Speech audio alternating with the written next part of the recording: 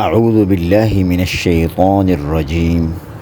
بسم الله الرحمن الرحيم. عما يتساءلون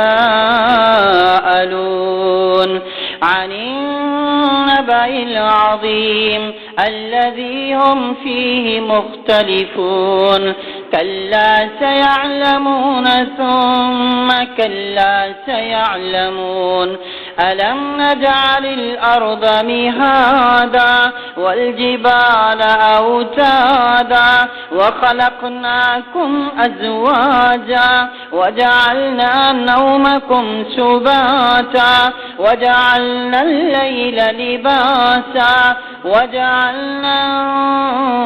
النهار معاشا وبنينا فوقكم سبعا شدادا وجعلنا سراجا وهاجا وأنزلنا من المعصرات ماء ثجاجا لنخرج به حبا ونباتا وجنات ألفافا إن يوم الفصل كان ميقاتا يوم ينفخ في الصور فتأتون أفواجا وفتحت السماء فكانت أبوابا وسيرت الجبال فكانت سرابا إن جهنم كانت مرصادا للطاغين مآبا لابثين فيها أحقابا لا يذوقون فيها بردا ولا شرابا إلا حميما وغساقا جزاء وفاقا إنهم كانوا لا يرجون حسابا وكذبوا بآياتنا كذابا وكل شيء أحصيناه كتابا فذوقوا فلن نزيدكم إلا عذابا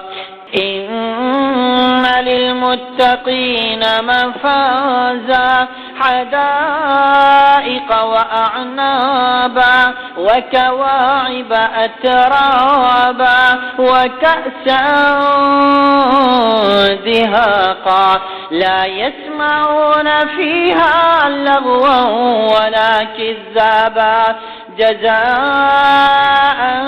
من ربك عطاء حسابا رب السماوات والأرض وما بينهما الرحمن لا يملكون منه خطابا يوم يقوم الروح والملائكة صفا لا يتكلمون إلا من أذن له الرحمن وقال صوابا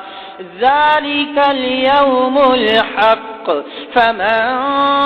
شاء اتخذ إلى ربه مآبا إنا أنذرناكم عذابا قريبا يوم ينظر المرء ما قدمت يداه ويقول الكافر يا ليتني كنت ترابا.